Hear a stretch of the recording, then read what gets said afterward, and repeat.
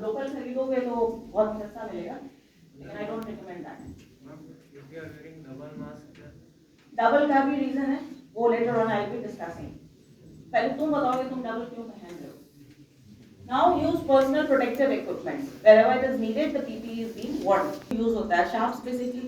यहाँ पे sharp कौन सा indicate कर रहा है in the hospital setup? Needles and all those stuff. Scalpel हो गया. So we don't. It's like कहीं भी कर दिया injection लगा दिया and फेंक दिया. ये चीज hasn't to be done. Perform routine environmental cleaning. You don't have to perform, but you have to supervise whether that is being done or not done. That I was saying that has been instructed by us. They are doing. I don't say that the staffs are not doing it. They are doing, but don't be so much overconfident. It's for the security and safety of yours only. Clean and reprocess of the shared patient equipment. If some things equipments are to be shared, then to intermittently we have to clean it and then use it. ऐसे तो reusable substances items बहुत सारे चीज होते हैं तुम्हारे इसमें ventilators associated ट्यूब्सिंग होती है, वो सब क्लीन होके ही दूसरे पेशेंट पे, ऐसे नहीं होता कि एक पेशेंट पे यूज करो दूसरे पे कर दो, बिना क्लीन किए कर दो, कुछ नहीं होगा. It is not being done. Then respiratory hygiene and cough etiquettes has to be followed. अब बताती हूँ उसमें क्या है. Use aseptic technique. Asepsis has to be maintained. Then handle and dispose of waste used wherein safely. This is the separation segregation of the biomedical waste. हर चीज का अपना segregation होता है, separation होता है, and then it is being thrown. ऐसा नहीं है कि सब mix करके एक ही जगह भेज देते हैं और वो बस चला जाएगा क्लिनिक के लिए, नहीं. That too has to be done in biomedical waste management. Should be knowing कि what is decontamination, sterilization, disinfection and antiseptic. अब infection क्या होता है कोई बता सकता है? बताना. Any one of you?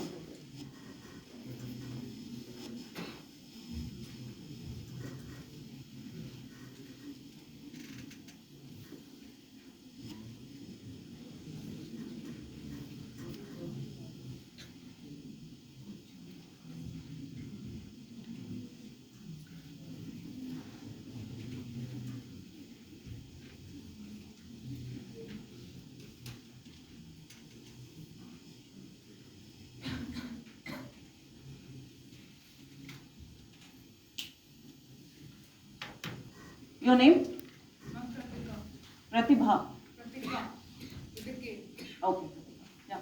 And when you sanitize an organic surface like the skin of a patient or then it's called sanitization. And when you do it on a commercial surface like on the floor or on the table, then it's disinfectant. हाँ, sterilisation क्या है? Elimination of disease-causing microorganisms. तो वो क्या होगा? Sterilisation होगा. तो फिर डिसइंफेक्शन क्या होगा? Disease causing and infection causing, are they two different things? No. That is partially correct. Anyone else? Veronica.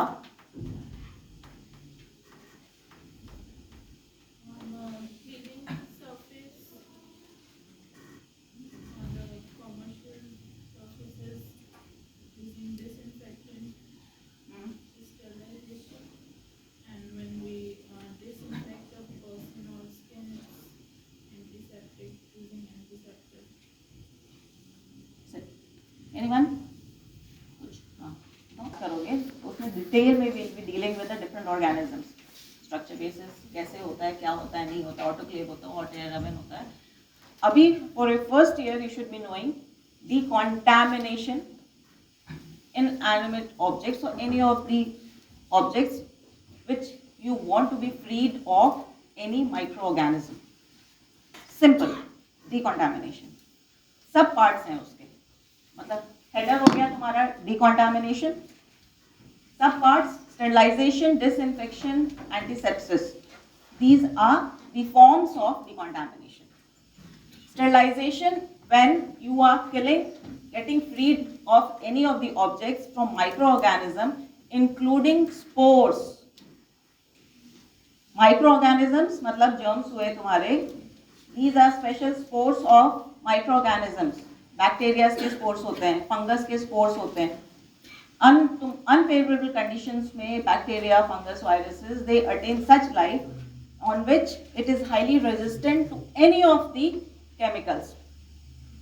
कोई काम नहीं करेगा. सोच लो कि हाइबरनेशन में चला जाता है, उसके बाद तुम कुछ भी कर लो, उसके अराउंड में शेल बन जाता है, सब कुछ, वो आराम से सोते रहेगा, जो करना है कर लो. उस स्पोर्स को, microorganism spores plus vegetative part को किल जब होता है, किलिंग को कहते हैं by different methods. They are chemical methods, dry heat methods, machinery basis पे कि टेम्परेचर रेस करके ऑटोक्लेव हम यूज़ करते हैं, हॉट ओवन यूज़ करते हैं ताकि वो स्पोर्स मर जाए, because that is highly infective. Operative conditions में CSSD का नाम सुना है तुम लोगों ने? Central sterile supply department. OTs में हमारे जो भी इंस्ट्रूमेंट्स जाते हैं वहाँ स्टेरलाइज होते हैं. इंस्ट्रूमेंट्स जो हम यूज़ करते हैं वहाँ जाता है, just to make sure the spores of the bacilli or any of the fungus is being killed up, ताकि वो पेशेंट को while OT में इन्फेक्शन ना हो. Disinfectants itself used on living tissue is antiseptic. ये डिसइंफेक्टेंट है हमारे पास, ठीक है, जो हैंड रब, लेकिन लो लेवल डिसइंफेक्टेंट है. इसका ग्रेडिंग होता है. हाई लेवल ग्लूटाल्डिहाइड का नाम सुना है? उससे ज़्यादा कैपेसिटी होता है penetration to the bacilli, viruses, fungus. तो जहाँ लो लेवल हुआ कि सिर्फ वो पैथोजेनिक ऑर्गेनिजम्स को किल करेगा, या तो नंबर को बस रिड्यूस करेगा. 1000 बैसिलाई थे, रिड्यूस करके उसको 100 बैसिलाई पे ले आए. तो 100 बैसिलाई इन्फेक्शन नहीं कर सकता है. ये in depth you will be dealing in microbiology. कोई भी इन्फेक्शन के लिए मिनिमम डोज होना चाहिए वायरस, बैक्टीरिया, फंगस का, तो ही वो इन्फेक्ट कराएगा. नंबर रिड्यूस कर दिया. डिसइंफेक्शन इनएनिमेट ऑब्जेक्ट, उसको तुम यूज कर रहे हो अपने स्किन पे, any of the living tissue, dressing area and all, तो उसमें बोलते हैं एंटीसेप्टिक्स. अब बताओ एंटीसेप्टिक्स में मतलब डिसइंफेक्शन में इटसेल्फ तुम लोग बहुत सारा चीज यूज करते हो डेली टू डेली लाइफ में. बताओ क्या क्या होता है? हाँ, लाइजॉल गुड,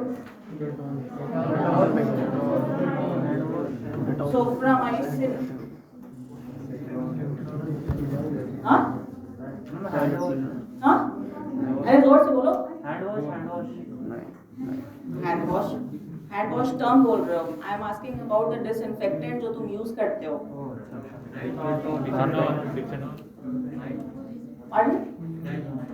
फिनाइल या अदर थिंग?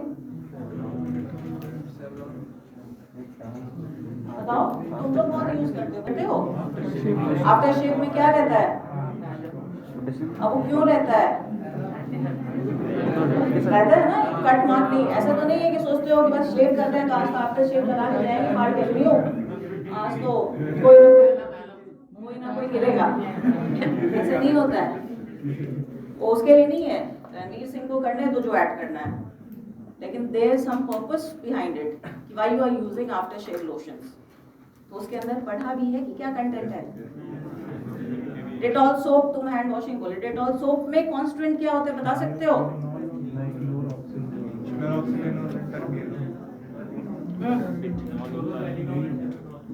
ओके, बीटाडीन कभी देखा है? क्या है? और सेवलॉन देखा है? डिसइंफेक्टेंट्स ही है, low level disinfectants which we are using on living tissue. Clear? But disinfection या disinfectants won't kill the spores. Spore का किलिंग नहीं होता है. Log value, number of microorganism का लेवल क्या है तो रिड्यूस करेगा, या तो कंप्लीटली जो पैथोजेनिक ऑर्गेनिज्म है उसको किल कर देगा ताकि वो हो ही नहीं आज तक. और स्टेरिलाइजेशन में स्पोर्स भी किल होता है. Mostly of the inanimate object जो OTs में हम भेजते हैं कोई भी चीज, उसके लिए हॉट एयर ओवन इंस्ट्रूमेंट आता है, ऑटोक्लेव आता है, ETO आता है, प्लाज्मा स्टेरिलाइजेशन आता है, all those stuffs. UV ray radiations, कभी सिरिंज का पैकेट खोला है, उसको देखा है बाहर में क्या उस पे लिखा रहता है? सिरिंज है क्या हमारे पास? नहीं है ना सिरिंज. देखना, ठीक है, this is the task that I am giving you. उसमें देखना क्या रहता है, कैसे वो स्टेरिलाइज होता है. राइट? ग्लव्स तुम लोग आज तक कभी लाइफ में पहने हो? क्या पहने हो?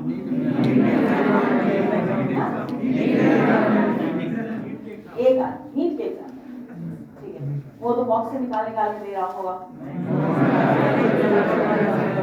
घर से कैसा लाए थे? ऐसे उठाने वाला लाए थे कि ऐसे काट के निकालने वाला?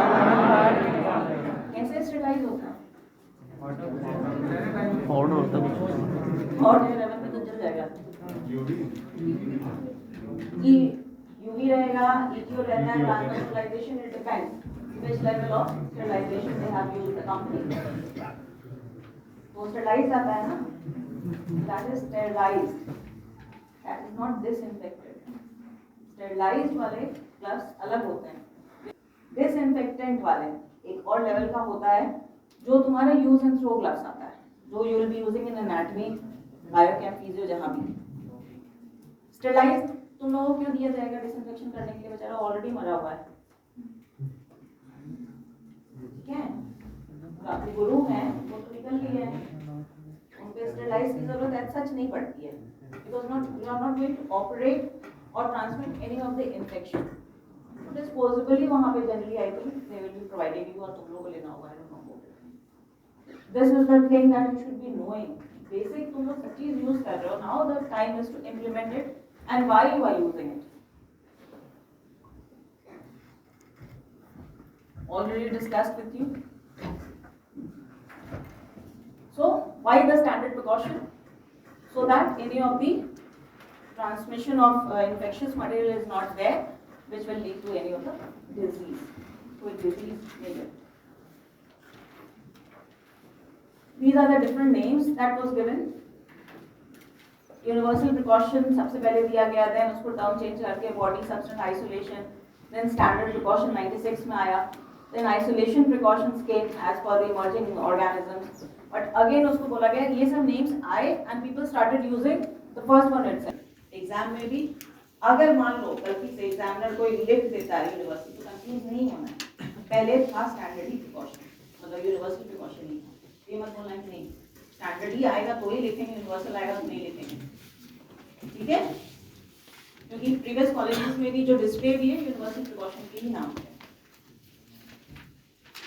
एयरबॉर्न होता है, ये तुम लोग न्यूज में बहुत कोविड टाइम में सुने होंगे, कभी WHO बोल रहा है कि एयरबॉर्न है, कभी बोल रहा है कि नहीं तुम्हारा ड्रॉपलेट है, कभी बोल रहा है कि नहीं कॉन्टैक्ट ट्रांसमिशन भी हो सकता है। तो व्हाट आर दीज? कोई बताएगा? बताओ जो सोसाइटी में प्रेवलेंट है। हैंडशेक तुम मेथड में कहाँ जा रहे हो? डिजीज का नाम बताओ ना। HIV छूने से होता है?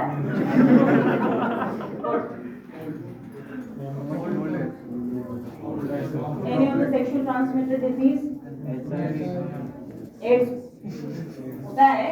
Any of the specific for the contact precaution? AIDS छूने से नहीं होता है। And this on ad itself government ने यही चीज क्लियर किया था, AIDS छूने से नहीं होता है। तो छूने से नहीं होता है मतलब that is contact transmission, other diseases would be there. Leprosy और चिकन पॉक्स, हर्पेस, ये सब छूने से होगा। डॉक्टर्स नोड्यूल्स बनते हैं, पेशेंट को देखने और बिना ग्लव्स ये सब उसके नोड्यूल्स को छू लो तुम, फ्लूइड आएगा तुम्हारे हाथ पे भी, डॉक्टर्स नोड्यूल्स करके तुम लोग पढ़ोगे ना, हर्पेटिक नोड्यूल्स बनते हैं, नर्सेस नोड्यूल्स उसको बोलते हैं। Ma'am chicken pox, chicken pox और चलो एयरबॉर्न बताओ। एयरबॉर्न खैर इसमें तुम लोग को इतना नहीं जानना है। एयरबॉर्न एंड ड्रॉपलेट का ये है कि जब कोई भी सब्सटेंस या फिर पार्टिकल एक डिस्टेंस तक ऑक्यूपाई करता है उसको,